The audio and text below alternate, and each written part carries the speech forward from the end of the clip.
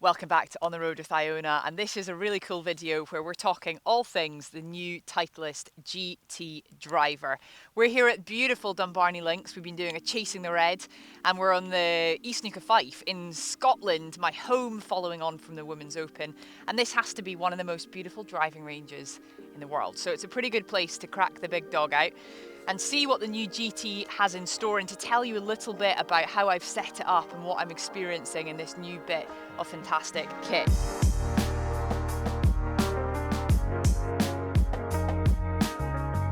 Previously, I played the TSR3, and you guys that have followed the channel will know that I love that driver, and it's taken quite a lot to get this one in my hand because I did hit that one brilliantly. But when I went down to Woburn with the guys at Titleist, we found that I was getting my ball speed up and I was getting my club head speed up because of the design and the aerodynamics of this club head. So it makes sense. Listen, we're all trying to hit it further off the tee, including me. So it only seems fitting that I use the technology that's available to me to get every extra inch, every extra yard. To give you an idea of where I hit my driver, so you can compare this to your own game, my club head speed with the driver is roughly 96 miles per hour, and my ball speed is about 145. So that's kind of where I'm operating. And with that in mind, I've got a stiff flex 55 gram Tensei shaft. I've got a standard grip with an extra layer of tape in the bottom half for my right hand, because I like to feel it not too thin in the bottom, because it's not very good for my wrist to create pressure when I'm having to feel like I grip it really hard. And I've got it an inch shorter than standard length, so that just helps me to feel like I keep the club in front of my body, because I was a bit guilty of sometimes getting the club kind of stuck behind me, and when it's an inch shorter I just feel like I can really keep the club out in front. Some people would say you lose a bit of speed with the inch shorter, but I genuinely haven't found that when I tested the longer one and the shorter one. My club head speed didn't change at all. So that's where I'm operating with this driver. And listen, we want to hit it straight, we want to hit it long off the tee. The big difference between the TSR3 and the GT that I have found just now, the biggest difference of all, is the sound. And that took me a little bit by surprise, and it caught me off guard when I first went down there. I thought, that sounds really, really different. It's a softer sound off the GT, so that will take a little bit of getting used to. But the aesthetic of this club is just beautiful. It's GT, you know, there's no coincidence that sounds like maybe a sports car or something like that, and that's very much where the technology has come from, where they've tried to get these real aerodynamics, and we found out more about that when we went to Woburn.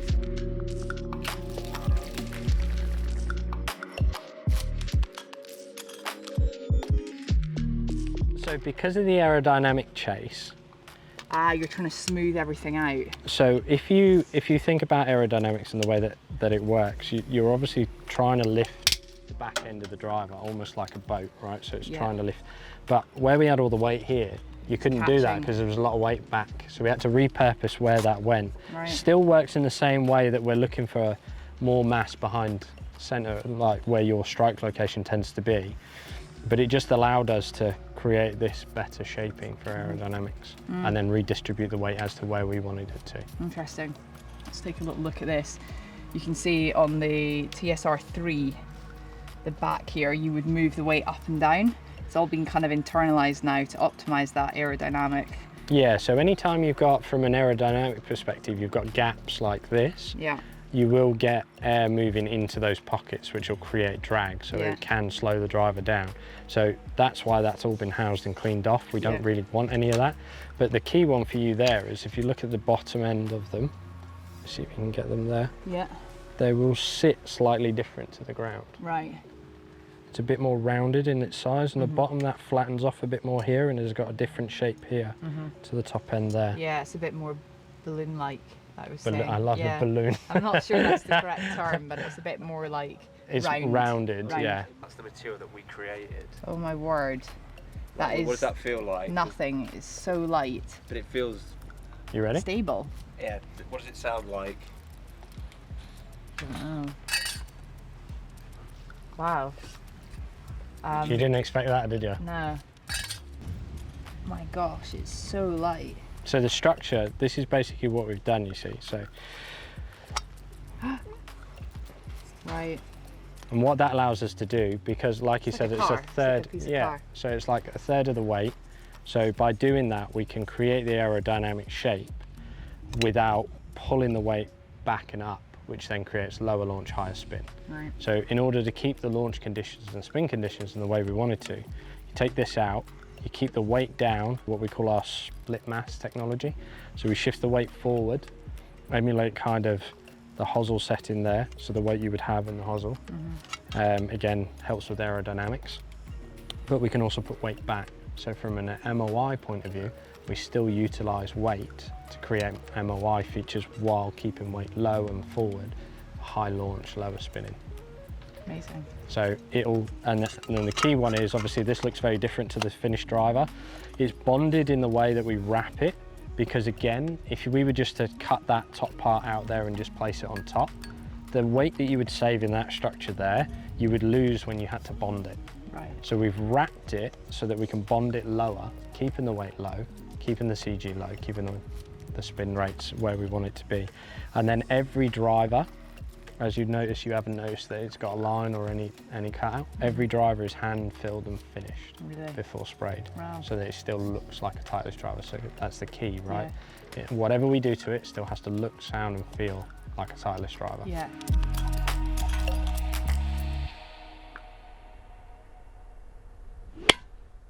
Now I've got 10 degrees of loft on this driver, and I have the settings on A1. That just encourages a little bit of a draw, though it's actually, I think, that's the neutral settings, A1, but for me that helps me hit this soft draw, which is the shape I like to see with my driver.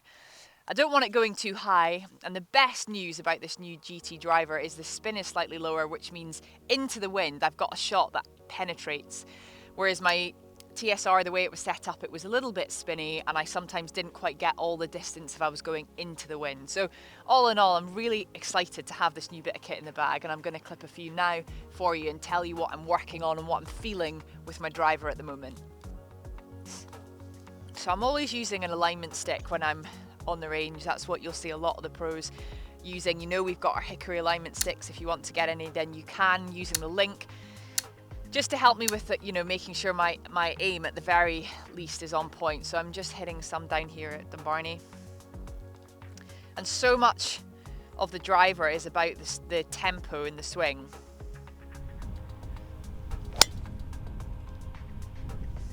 Not feeling like you rush.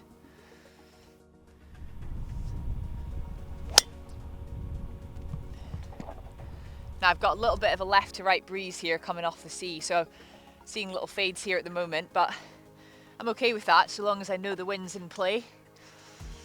Let's see if I can hit a little lower one. Sort of shot I would hit to kind of hold a breeze like this, maybe move the ball a little bit further back and lower the tee height.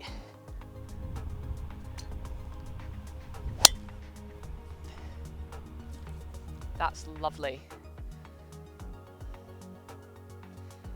Perfect little fairway finder there, down the left half of the fairway.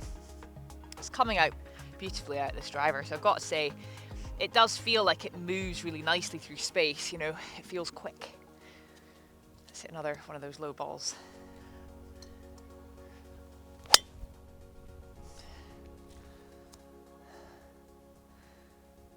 Little draw on that one. A little bit quick in the transition. So when I was at the AIG Women's Open, I had the pleasure of playing with Ashley Buhai, the winner of the AIG Women's Open at Muirfield a couple of years ago, and her coach, Doug, was out. And I was really lucky that he had the whole round, 18 holes, to take a look at my game and look at my swing. And he was really generous in offering me some help. And I'm going to tell you a little bit about what I'm working on based on my advice that I received from Doug. So if you just come round to the front, you might have noticed that in my golf swing, sometimes I have the habit of flaring out my left toe. And that's something that I did to try and get my hips working through the target. And over time, I think it probably started at like 40 degrees and it's just slowly crept out and out and out to the point where now it's quite exaggerated and it's just been a habit. And Doug observed that what that was making me do in my golf swing, when my foot was so flared out like that, was making my hips spin and wasn't giving me that resistance to work off something. So he was just suggesting that I try pulling my left foot back in a little bit with particularly my irons, but also a little bit with the driver, to stop that feeling of the lower body just spinning out. So if you feel like you've got spinny hips at the bottom and they're too quick and you flare your foot, you might want to think about just pulling that left foot back in. I did it, and honestly, it has changed my ball striking for the better. I cannot believe how well I've been hitting the irons, and then the driver the same thing. Because if you think about the golf swing, if I just go to the top, it's that feeling of having something to work against. It's like a pillar. Your left side becomes like a pillar. And then you work against it, you generate power, and then you're up. And that's that generation from the down to the up, where you snap up, is where you get that extra bit of length. But it's not something I consciously think about, but just moving my foot from a flared out position back into a more neutral position has been an absolute game changer. And it feels, you know, a little bit strange at address, but my goodness, has it impacted my golf swing positively. So thank you, Doug, for that. Thank you, Ashley Buhai, for temporarily lending me your golf coach. Brilliant.